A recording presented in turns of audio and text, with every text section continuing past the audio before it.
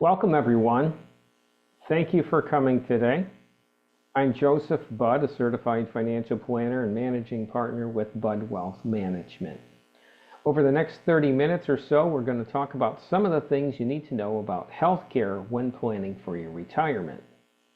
We have developed and refined our client life process over the last 20 years to work with families that aspire to a work optional lifestyle. We hope to put all the pieces of the financial puzzle together for our clients.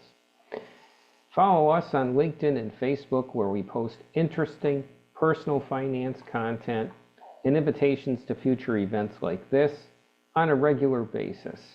Also visit us at budwealth.com. This session is being recorded and you'll receive a link in a follow-up email. Let's get started.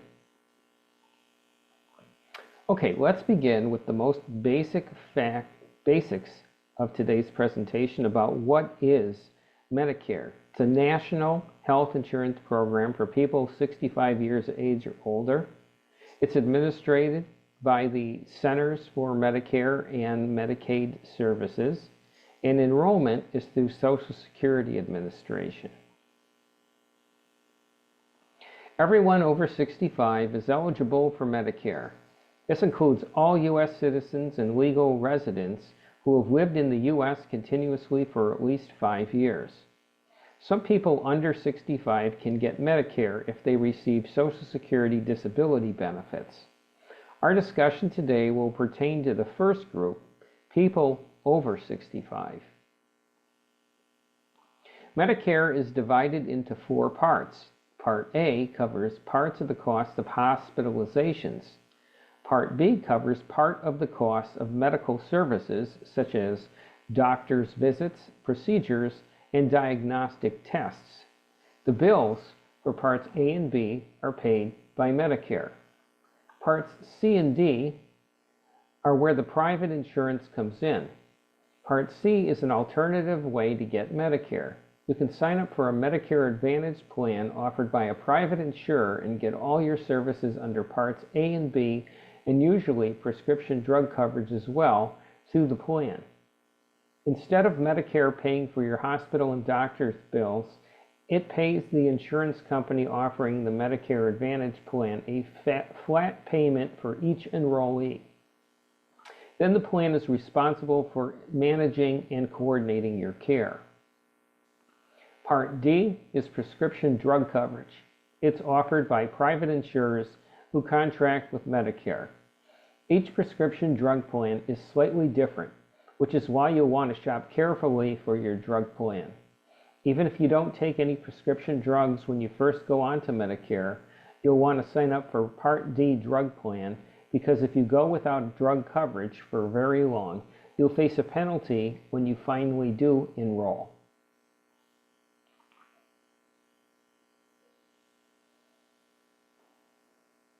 This image shows 2 ways to have Medicare. If you go with original Medicare, you sign up for Parts A and B, then you decide if you want prescription drug coverage under Part D. It shows drug coverage is optional, but it can be dangerous to go without drug coverage, so we are recommending that everybody plan to have some kind of prescription drug coverage starting from the outset of Medicare. In Step 3, you decide if you want supplemental coverage. Again, Medicare shows that this is optional, but we think it's pretty important because Medicare leaves too many gaps. The second way to get Medicare is through a Medicare Advantage plan offered by a private insurance company. There are many companies in this area offering Medicare Advantage plans, so if you go this route, it will also be important to shop for plans and find ones that meet your needs. And again, drug coverage is shown as optional, but we recommend that you choose a Medicare Advantage plan that offers prescription drug coverage. Choosing how to take Medicare is a big decision. It needs to be individualized, and we can't go in depth there today. We can get you around certain pitfalls, though. And that's basically a question of enrolling on time. Here are the fundamentals of Medicare enrollment. This is the main principle. Unless you are covered by an employer group plan that covers 20 or more employees, you must enroll in Medicare when you turn 65. What if you don't enroll in Medicare on time? The consequences are pretty dire. First, you'll be charged a late enrollment penalty, and the longer you go without enrolling, the higher the penalty will be, and it will continue for the rest of your life. The second consequence is that your health care expenses may not be covered by insurance. As I mentioned, Medicare is the primary payer in most circumstances. If you have other insurance, it will not pay its share until Medicare pays its share. So if you don't have Medicare, you could end up getting stuck for the whole bill. And finally, your private insurance options may be limited. If you're in poor health and have a pre-existing condition, the private insurers that coordinate with Medicare have to take you if you sign up for Medicare during your enrollment period. But if you don't, and you go to apply for private insurance later, you may not be able to get insurance, or you may be charged a higher premium. If you are receiving Social Security when you turn 65, you will be automatically enrolled in Parts A and B. If you're working and covered by an employer group plan, you may not want Part B. In that case, you can decline it. Otherwise, go ahead and accept Medicare Parts A and B, and your coverage will start on the first day of the month you turn 65. Parts C and D are not automatic. If you want a Medicare Advantage plan, you'll have to contact the insurance company offering it and sign up for Part C through them. Or, if you want to stay with original Medicare and have a standalone Part D prescription drug plan, you'll need to decide which insurance company's plan you want to go with, and you'll have to proactively enroll.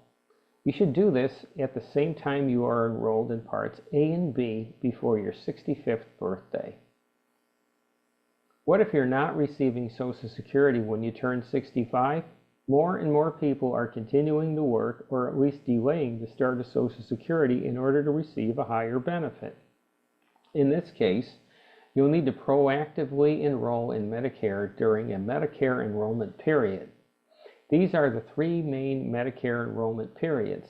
The initial enrollment period applies if you are not covered by a group plan that covers 20 or more employees when you turn 65. If you are covered by an employer group plan because you and your spouse is still working, you have a special enrollment period, which I'll explain in a moment.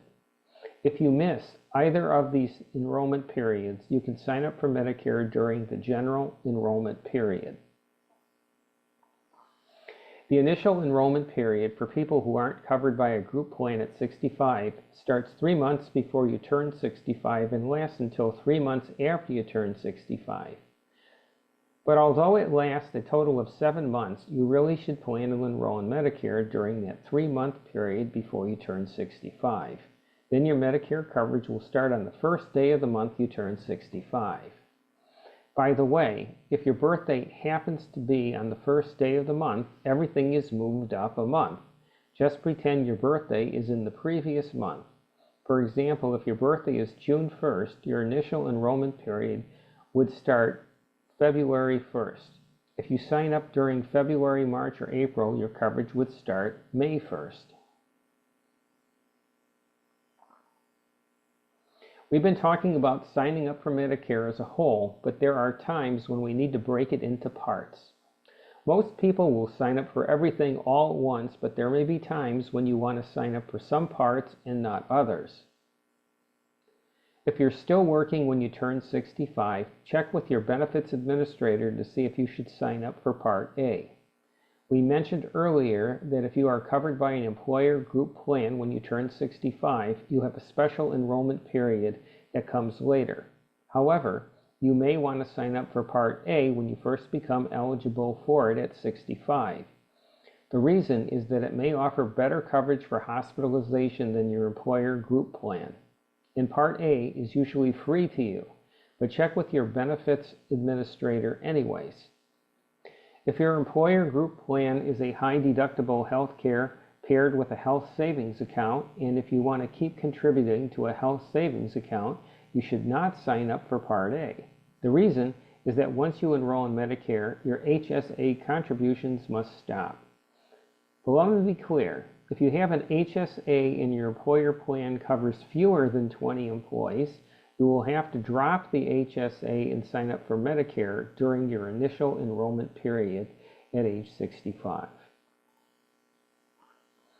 If you are not covered by an employer group plan when you turn 65, you will want to sign up for Part B during your initial enrollment period, preferably that 3-month period before your 65th birthday. So if you're not working, if you're self-employed, if you're employed by a company that has fewer than 20 employees, if you're on COBRA, even if you're receiving retiree health benefits, you'll want to sign up for Parts A and B during your initial enrollment period. If you signed up for Parts A and B during your initial enrollment period, and if you think you will ever in your life want prescription drug coverage, you should enroll in Part D at the same time. If you go for more than 63 days without credible prescription drug coverage, you will pay a late enrollment penalty when you finally do sign up for Part D. So it's better to just go ahead and get your drug coverage from the outset, even if you aren't currently taking any prescription drugs. As mentioned before, you have two options. You can enroll in a standalone prescription drug plan if you have an original Medicare, or you can get your drug coverage through a Medicare Advantage plan. Okay, that takes care of the initial enrollment period. Now we're going to talk about the special enrollment period. This is for people who are covered by an employer group plan that covers 20 or more employees when they turn 65. In this case, you will not be penalized for enrolling in Medicare at 65, but you will be penalized if you don't sign up during your special enrollment period. The best time to sign up for this is before your current coverage ends. That way you'll have no gaps in coverage, but you'll actually have a grace period of several months to avoid late enrollment penalties. For Part B, that grace period starts the month your coverage ends and lasts for 8 months. For Part D, it's only 63 days. To summarize, you can avoid late enrollment penalties by signing up for Medicare during your initial and special enrollment period. But to avoid gaps in coverage, which is even more important, you should sign up before your current coverage ends. What if nobody ever told you about Medicare enrollment periods and you didn't sign up when you were supposed to? Well, you can still sign up, but now you have to do it during Medicare's general enrollment period, which runs from January 1st through March 31st of each year.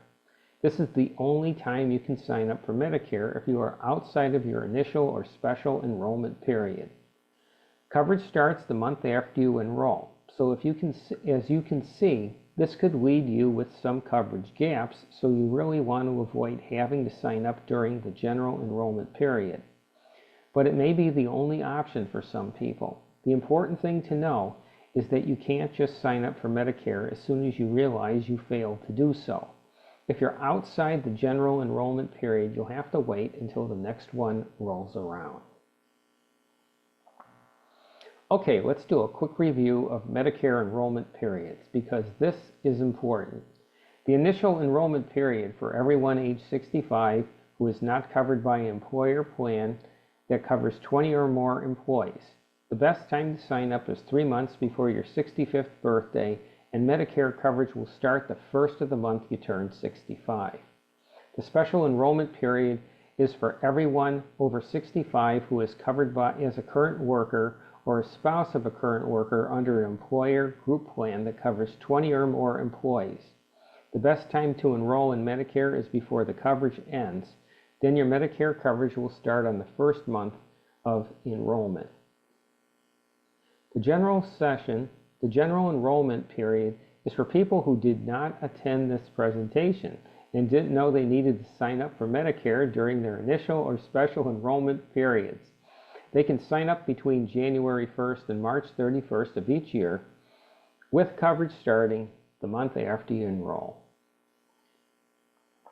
How do you sign up for Parts A and B? It's very easy. As I mentioned, if you are already receiving Social Security when you turn 65, you'll be automatically enrolled in Medicare.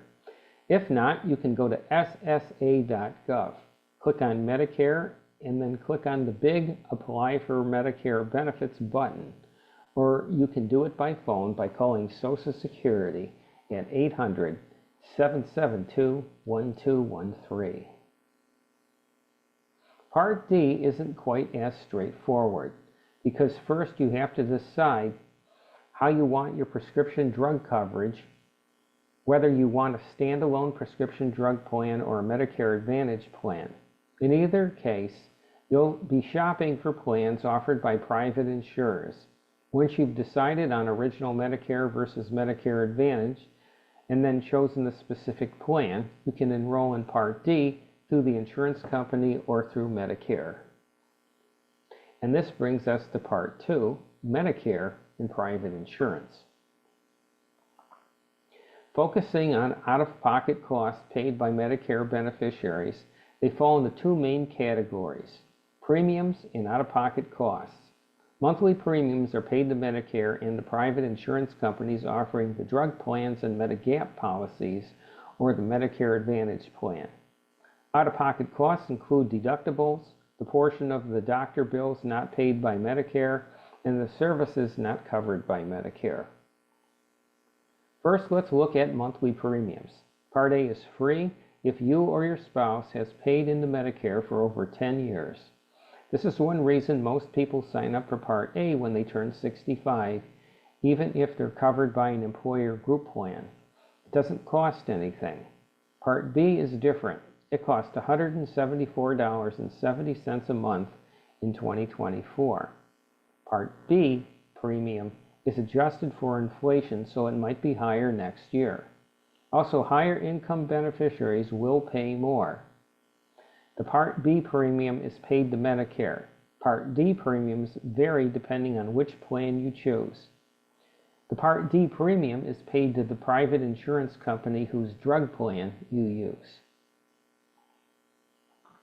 This table shows the Part B and D premiums for the different income levels. If you're single and your income is under $103,000, or if you're married and your income is under $206,000, you'll pay the regular Part B premium of $174.70 a month. There will be no income-related adjustment. If your income falls into one of these other tiers, you will pay an income-related adjustment on top of the base premium. For example, if you're in the second tier, you'll pay an extra $69.90 for Part B and $12.90 for Part D on top of your regular premiums. This will bring your total up $257.50 a month. Keep in mind that these are per person, so if you are a couple, you can double these amounts. Your tax return from 2 years ago is used to determine this income-related adjustment. For example, the adjustment for 2024 would be based on the income reported on your 2022 tax return. And keep in mind that the premiums shown here do not include premiums for drug plans, Medicare Supplement, or Medicare Advantage plans. This is for Part B and D only. In addition to premiums, there will be some other out-of-pocket costs under Medicare. If you have to be hospitalized, the first $1,632 in hospital costs will come out of your own pocket before Medicare starts paying. Some private insurer plans cover this, as you'll see in a minute. The Part D deductible is a reasonable $240 per year, and this is waived for some preventive services such as flu shots and certain screenings. Part D deductible is $545 per year under the standard Medicare design, but Part D coverage is quite complicated, and as you'll see in a minute. After you've met your deductibles, there are some other costs. Medicare doesn't pay for your entire medical bill. If your hospital stay exceeds 60 days, you'll be responsible for $408 per day up to that 90th day, and then $816 per day up to the 150th day. After that, you'll pay the full cost. Medicare pays the full cost of 20 days of skilled nursing care, and after that, you'll pay $204 a day for 21 days for the days 21 through 100. If you need more than 100 days of skilled nursing, you'll pay the full cost. As for Part B, your responsibility is 20% of the Medicare-approved cost. Doctors who accept assignment agree to be paid directly by Medicare and will not bill you any more than the Medicare-approved amount. Doctors who don't accept assignment may charge more. If they don't charge more than 15% over the approved amount, Medicare will pay 80% of the Medicare-approved amount, and you'll be responsible for the rest, the 20% plus the 15% over.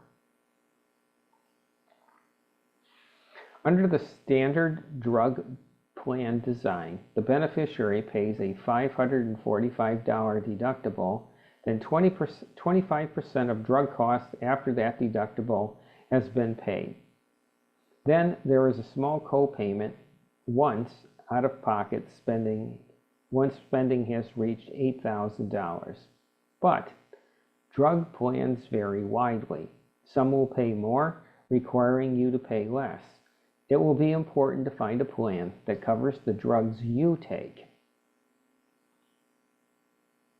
After looking at all those out-of-pocket costs that you have to pay, you might be wondering what Medicare does cover. Well, it covers the first 60 days of hospitalization, minus the deductible, of course. It covers 80% of your doctor's bills, and it covers some preventative services. The best reference for finding out what Medicare covers is the Medicare and You book. To get it, you can call 1-800-663-4227 or go to www.medicare.gov. The Medicare and You booklet spends over 20 pages talking about what Medicare covers and only one page talking about what it doesn't cover. I'm not talking about partial payments. I'm talking about no coverage whatsoever for the list of services you see here. Now, some of these things you can avoid. Cosmetic surgery is optional, for example. If you never go outside the United States, you don't have to worry about that. But some of these other things may be necessary. Dental work, eyeglasses, hearing aids, these are all things you'll have to cover yourself. This is where private insurance comes into play. Private insurance can cover all or part of your deductibles, those hospital costs after 60 days, and the 20% of your doctor's bills that Medicare doesn't pay. And of course, all prescription drug coverage is offered through private insurers who contract with Medicare. Medicare alone doesn't cover them. Depending on the drug plan you choose, it may cover the deductible, and it should cover most of the cost of certain drugs during the initial benefit period and the catastrophic coverage period. But it won't cover all drugs. Each plan has its own list of drugs called a formulary, and it won't cover much, if anything, in the donut hole. Medicare supplemental insurance, commonly called Medigap policies, are issued by private insurance companies that are designed to fill in the gaps that Medicare doesn't cover. Although they are not affiliated with Medicare, they do have to follow certain federal and state laws designed to protect you. Medigap insurance policies are standardized. They're identified by letters A through N. So if you buy a Plan G in California, it will offer the same benefits as the Plan G in New York. However, the premiums can vary considerably from company to company and from area to area. That's why it's so important for you to carefully evaluate Medigap insurance and not pay too much for it. We don't have time to go in depth here. You'll have to do your own research to determine which Medigap policy works for you.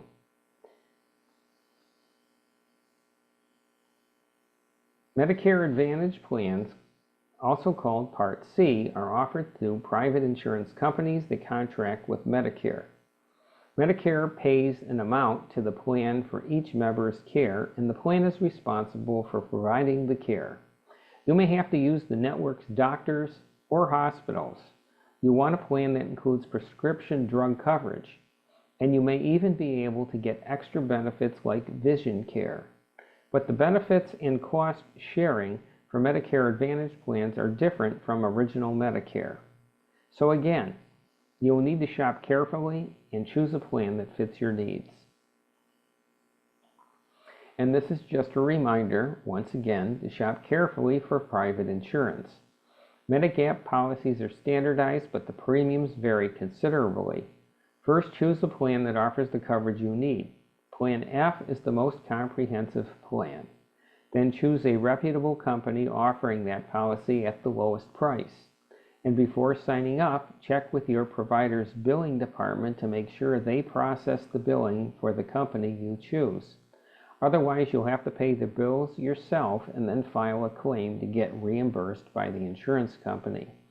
You don't want to do that. Drug plan benefits vary considerably. If you don't take any prescription drugs at present, you can choose the cheapest plan available, and you can always switch to a more comprehensive plan later. If you do take prescription drugs, you'll want to examine each plan's drug list to see what kind of coverage is provided for the medicines that you take. And same with Medicare Advantage plans. Evaluate each plan's offerings and costs and make a clear choice about which private insurance to go with. As a wrap-up, we're going to talk briefly about overall health care costs. We don't want to get into the weeds here, but if you are having realistic understanding of the challenges of building a retirement health care budget, we have to go over some basics. What can cause your health care budget to change? Two things: inflation and the possibility of getting sick. As healthcare costs continue to rise, insurance premiums go up and the non-covered services that you pay for yourself get more expensive. If you get sick, you may need more expensive prescription drugs and have to spend so much that you find yourself in the donut hole having to pay many thousands of dollars a year for your medications. And there's always the possibility that as you age, you'll require more non-covered services, like major dental work, hearing aids, or long-term care. How can you plan for rising healthcare costs when you might be on a fixed income when you retire? One way is to set aside enough funds to cover your future healthcare costs before you retire. Fidelity does a study every year to determine how much the average couple might need at the start of retirement to fund all their future healthcare costs, not including long-term care. They say the average couple will need about $315,000.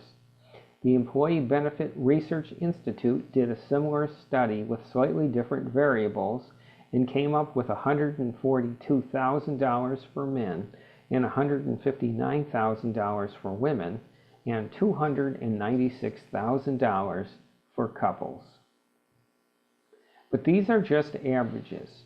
If you live longer than the average life expectancy, or if you have different health care needs, you might need more. And remember, these amounts do not include long-term care. How many of you know someone who got old and needed long-term care? We're not necessarily talking about nursing home care. Long-term care can range from someone coming to the home a few hours a week to help with meal preparation to skilled nursing care. The important thing to know is that Medicare and Medigap do not cover long-term care. The most comprehensive Medigap policy pays for 100 days of skilled nursing care only. But if you're not sick enough for skilled nursing care, you're not going to pay for it. The average period of skilled nursing care is just 28 days. And when it comes to custodial care for help with activities of daily living, there is no coverage at all. How much does long-term care cost? Well, it varies with type of care, of course. The Genworth Annual Cost of Care Survey shows that the median cost across the United States, homemaker services cost about $163 per day, and home health aid services about $169 a day.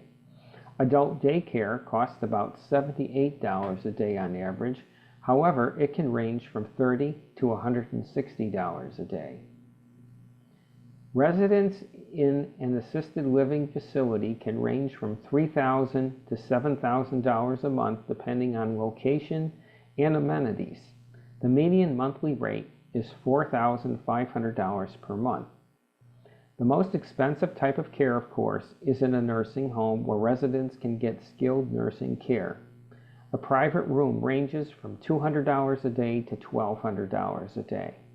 The median daily rate is $297.